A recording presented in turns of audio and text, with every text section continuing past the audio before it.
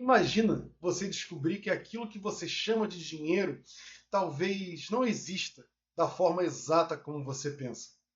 E não é porque as notas desapareceram, não é porque o banco faliu, mas é porque, no fundo, o dinheiro depende de algo muito mais frágil do que você imagina. O dinheiro, ele depende da confiança. E basta que essa confiança desapareça para que todo o sistema comece a estremecer. Né? Hoje, nós vamos usar um caso recente do sistema financeiro para discutir uma questão filosófica. O dinheiro, ele é uma realidade objetiva ou uma crença coletiva? Né? Eu sou Rafael Haddad e você está no canal Filosofólogo, um espaço para pensar filosofia e aplicá-la ao mundo em que vivemos. Porque, às vezes, só às vezes, a filosofia não está nos livros. Ela está acontecendo diante da gente, diante dos nossos olhos. E talvez o dinheiro seja um dos melhores exemplos para a gente poder falar o que é filosofia. Né? Bem, quando a gente ouve notícias sobre crise bancária, problema financeiro, dúvidas sobre o sistema, a solidez de um banco, normalmente a gente pensa que os problemas são econômicos. Né? Mas existe uma coisa que é muito mais importante do que um sistema econômico. É que o sistema financeiro moderno ele funciona baseado numa ideia que é muito simples, né? Chamado confiança. Quando você deposita o seu dinheiro num banco, você acredita que aquele dinheiro vai estar lá quando você precisar, não é isso? Você aceita uma nota de dinheiro quando alguém vai comprar alguma coisa com você. Você acredita que aquela nota tem algum valor, R$ 100, R$ 50, R$ 10, né? Quando a empresa e um governo eles fazem a negociação, eles estão acreditando que aquele sistema vai continuar funcionando, né? Só que tem um detalhe muito curioso nisso.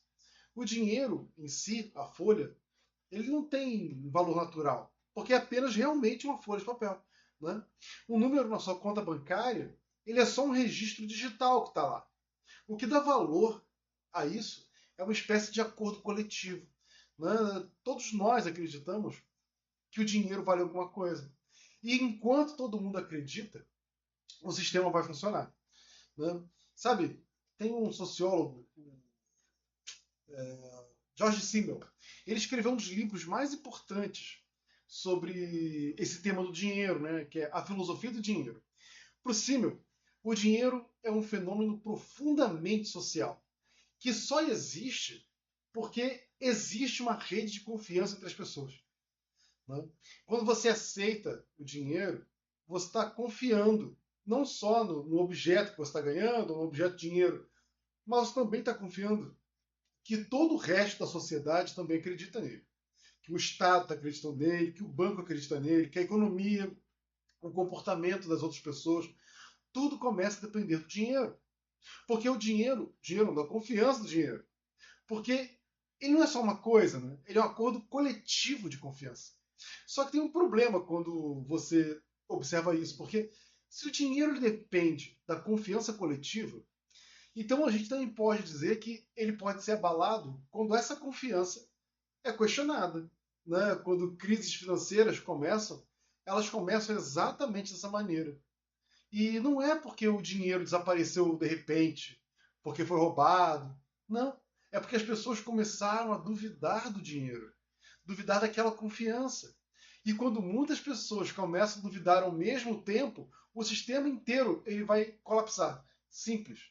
E isso é porque a confiança é muito central no sistema financeiro. Né? Sem a confiança, o dinheiro ia perder a força que ele tem. Simples. Esse tema também vai aparecer na filosofia do Karl Marx. Né? O Marx ele observou que o dinheiro ele possui um poder quase mágico na sociedade, sabe? Ele vai transformar as relações humanas em relações monetárias. Né? O trabalho vai virar salário, os objetos vão virar mercadorias, o valor vai virar preço. Mas o Marx ele também percebe uma outra coisa. Ele percebe que o dinheiro ele pode ter um poder próprio, mas esse poder só vem das relações sociais. Né? Então, olha que coisa. O dinheiro ele não é só uma coisa econômica. Impressionante. Ele é uma construção social. E aqui que entra um pensamento interessante do Nietzsche, né? Porque o Nietzsche ele vai dizer que tem muitas estruturas na sociedade que existem porque acreditamos nessas estruturas, como os valores que nós temos, as instituições, as normas, né? E elas sobrevivem às instituições porque as pessoas continuam acreditando na legitimidade da existência dessas instituições.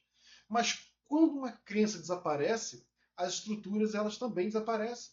Isso agora vai variar também para religião, instituição, valor moral, dinheiro, né? Porque no dinheiro, o dinheiro na verdade é uma das ficções coletivas mais comuns que nós conhecemos. E não significa que o dinheiro seja falso, só significa que ele é social.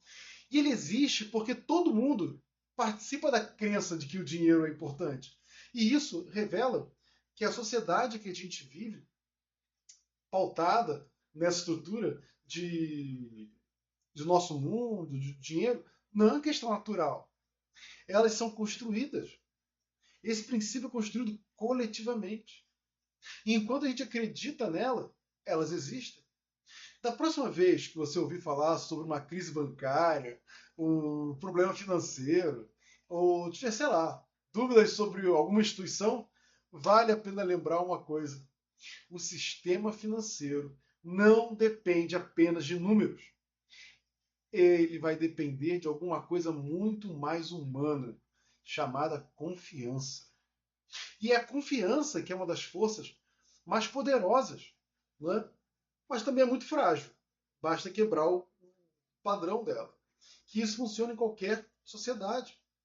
Mas se você gosta de entender filosofia, esse canal foi feito para isso. Né? Porque aqui a gente vai analisar ideias filosóficas aplicadas aos problemas do cotidiano, aos problemas reais que a gente vivencia. Se esse tipo de reflexão, como hoje foi o caso do dinheiro, te interessa, então considere se inscrever aqui no canal Filosofólogo. E eu vou deixar uma pergunta para a gente poder terminar. Será que o dinheiro tem valor real? Ou será que ele só existe porque todos nós acreditamos nele? Comenta aí, vai ser muito importante para a gente. E sabe por quê? Porque a maioria das vezes a filosofia vai começar exatamente dessa maneira, apenas com uma pergunta. E essa pergunta pode ser muito simples, mas pode mudar a forma como a gente enxerga o mundo. Tá certo? Eu sou Rafael Haddad, seja muito bem-vindo ao Filosofólogo. Até!